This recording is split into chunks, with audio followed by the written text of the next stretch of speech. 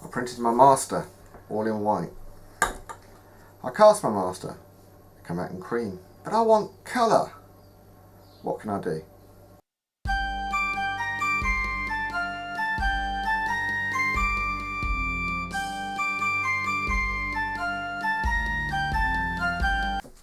Hi everyone and welcome back to the channel. And what we're doing this week, well, we're looking at using pigment in resin. So sometimes you want to cast something and you don't need to paint it, so you just want to make it a set colour. So I've got some pigments. These are from DWR Plastics, a great company. So I'll show you how to mix it up, and we're going to cast a wash bottle stand. I'm going to try and make a green one. I thought I'd do a combination colour so you can see you can mix them together. So let's get to the table and get cracking. Right, I've got everything out. I've got the mould we're going to use. I've added talc powder to this and give it a brush and bang out like we did in the previous video. And I also have another little barrel mould just in case we have any excess resin left that we can use up. So we put them to one side, put that on there, and we'll get weighing. So we're going to use a cream. When you're mixing these, they do settle, so the best thing to do is lay it flat and roll it. Turn it over, just let it run down. You better take your time mixing this, do it slow, keep your air out. It's been a bit warm to do anything this week, so I'm a bit behind. Swirl. So we want 10 grams.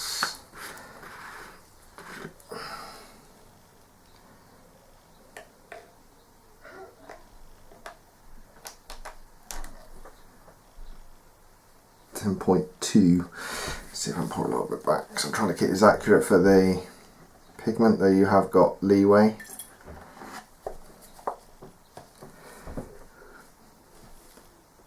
God, look at that, spot on. So I'll put that one out of the way.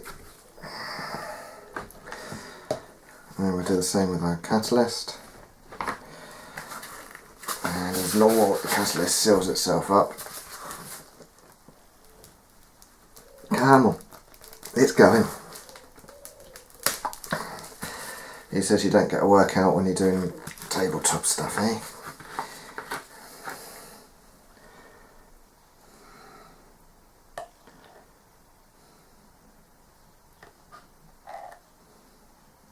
Keep going.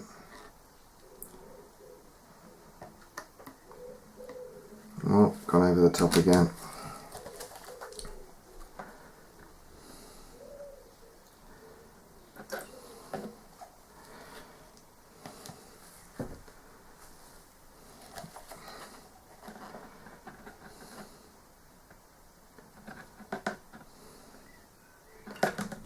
Back in the bottle. That should be fine.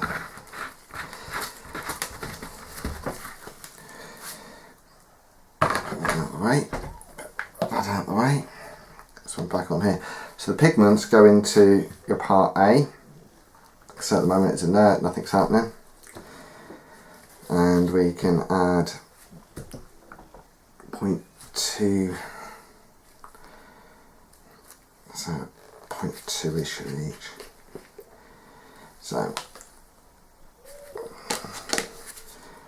I get a little tiny bit.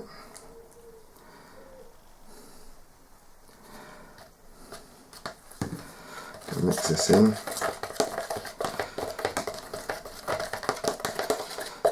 Some weird stuff to mix by the looks of that.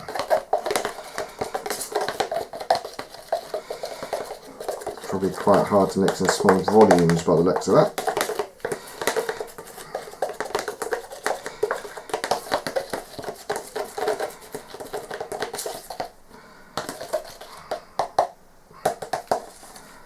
That's the blue. We just added a touch. I can add a touch of yellow.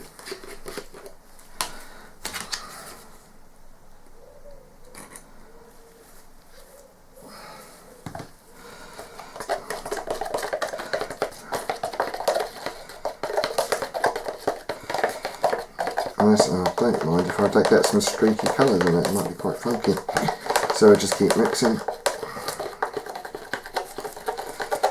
I think when we're going to use pigments, we're going to have to mix it larger volume, unfortunately.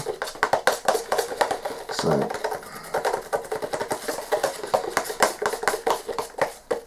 I'll mix this up, a green base, just like that. Now, because this is stuck to the bottom, what I'm going to do is go and get another cup, and I'll put this into a different one, like we do with the silicone, so we don't end up with residues. Right, so I grabbed a clean cup, and I'm just going to pour that very thinly, sorry, thinly, very high, into the pot. Like so. And then I'm going to put that in the vac chamber just to make sure I've got no bubbles in it. So just let this pull the bubbles out for a few minutes. There's a couple in there, it's not too bad, nothing like the silicone that absolutely bubbles up like a pint of lager. So we'll just give that a minute. Once the chamber hits pressure, you don't actually need to leave it on, and turn it off and just let it set. I could actually lock that off, and it'll still keep popping. So give that a minute. So once that's done, I will set the camera back up and we'll come to putting the resin together. Right, so we've got our degassed green part A. So grab our part B, the catalyst. As always, we pour it down the side. Just let that run in. Obviously now the timer starts, and I can drop it on the table, lovely. So give this a good mix. It's a bit harder to see with the pigment in it if it's mixed, I'll be honest. So I have to wait to see what happens. Just trying to mix it gently without getting any bubbles in it. Make sure we get right around the bottom. And then we're going to pour this into our mould.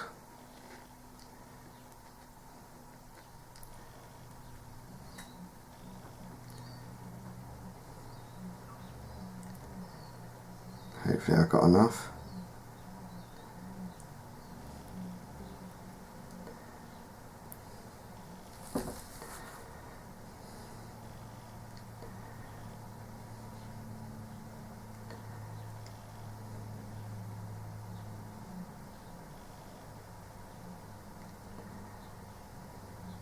Just keep going slowly. This is going to be a close call.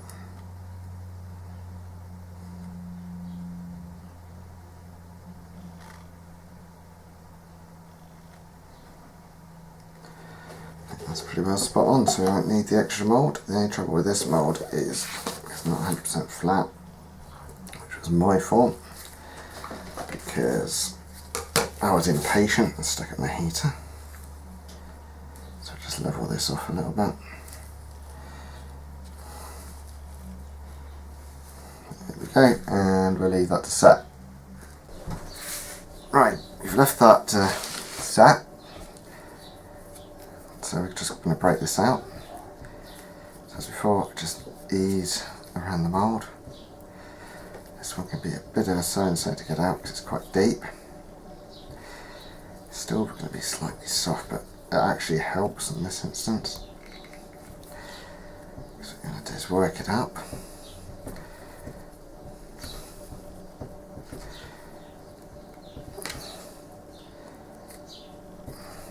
See, it's flexing a little bit. I'll flatten that out in a minute. So just gradually pull that out.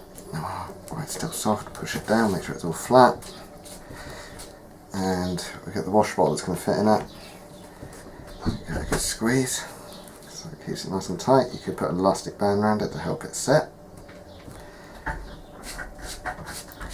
So that's coming out.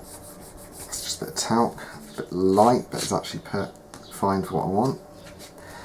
That's to hold the green shade.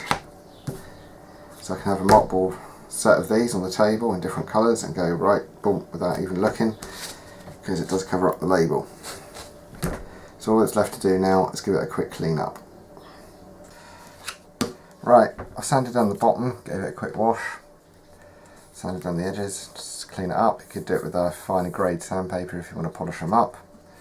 But for what this is, to hold your large GW wash bottles, it's worked absolutely perfectly. So stick the camera up and have a chat. Right, there you have it, using pigments. Things to think about when using pigments. First of all, you don't use very much at all. It's actually around about 2% of the total volume of the resin, so that's part A and part B combined. So you can just stick a cocktail stick in or a knife like I did and just mix a little bit in. Harder to mix at smaller volume to get a good mix, hence putting it into another cup to make sure you've never really streaking, unless you want streaking. Also think about your base colour resins. So this one's quite light because this was a base cream, or I've got a base white, but if you used a base black resin and then mix your pigments, obviously the colour would be a lot darker. So your darker colours use a darker base, if your lighter colours use a lighter base, and just have a play with it and find out what you like. These in the future I'll probably make up a new mould, maybe 2, and do them that way so I can mix it at a larger volume and make it a lot easier on myself. You don't need to use a vacuum chamber, it's just an easy way of getting the air bubbles out of the part A of the resin. But you could just give the pot a good tap, mix it slowly, and you'll be absolutely fine. If you found this video useful, please give it a thumbs up, share, subscribe, get it out there. Leave any comments or anything you would like to see. Obviously I'm playing with different resins and stuff, gradually building up my knowledge. I'm going to start looking at some fill-in agents for resins, for bulking up resins for certain things, also maybe some of the expanding polyurethane resins. So you do a slush cast for your hard outer shell and then use an expanding resin to fill the centre, obviously reducing the weight and reducing the cost to make. Everything I tend to cast is usually made from a 3D print, so hence this was a 3D print originally. I just knocked that up on Tinkercad and then printed it, made a mould just like we did in the previous video, and cast that one. So I've done a loading cream and I thought, well, with wash bottles you've got different shades, so it's time to have a play with some pigments. Okay, so that's it for this week. Everyone have a good week, keep gaming, keep crafting, let us know what you're up to, and I'll see you all soon. Cheers!